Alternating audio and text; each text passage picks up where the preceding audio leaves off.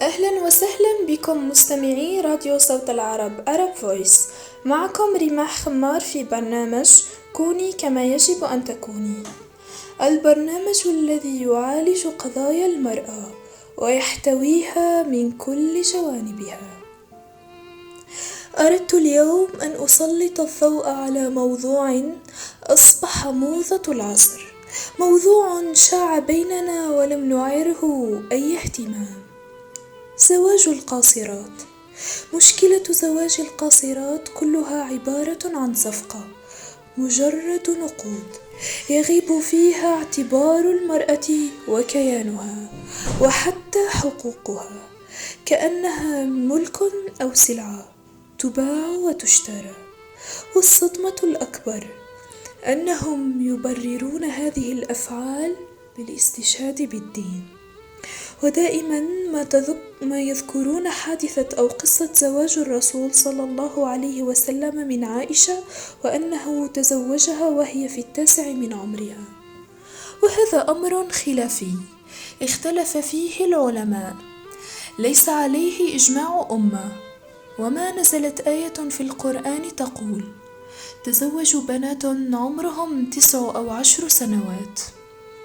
فلما تغيب وتختلف النصوص يستعمل الإنسان العقل. فيا أحبتي وإخوتي، حبيباتي وأخواتي، الدين هو دين يسر، الدين مسهل للحياة وسبب لرقي الإنسان ليس لانحطاطه. فإذا كان أي شيء في الدين يؤدي لانحطاط الإنسان فهذا ليس في الدين. أيها الآباء والأمهات، اعلموا أن لبناتكم عليكم حق. فما ذنب طفلة صغيرة أن يرمى بها في صندوق مغلق لا تعرف فتحه حتى؟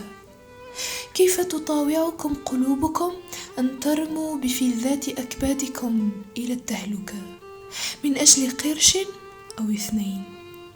ألا تستحي أن تقف أمام ربك فيسألك عما فعلته بابنتك؟ ماذا ستجيبه؟ أتقول له أنني كنت فقيرا ولما عرضوا علي نقود راهنت أن أعطيهم ابنتي وأحصل على المال؟ اتقوا الله في بناتكم.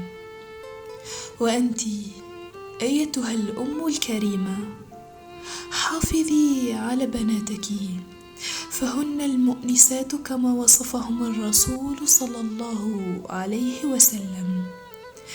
في كبرك لن ينفعك مال ولا جاه، ستجدين تلك الطفلة ترافقك وتقدم لك ما تشتهي نفسك، ستجدينها عندما تهرمين، فالهرم لا يداويه مال وليس له دواء إلا قلب طيب يشفق على حالك.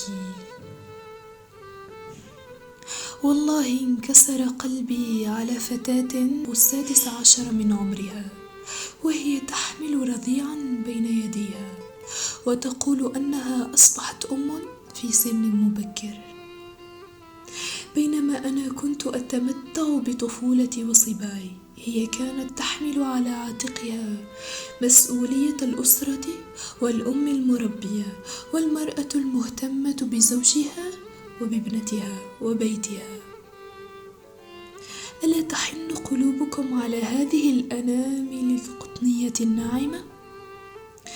اشكروا الله على نعمة البنات، وتذكروا أن الله إذا أراد أن يقول لشيء كن فيكون، هو وحده بيده الرزق، وإن أراد أن يرزقك سيمنحك مال الدنيا في ليلة.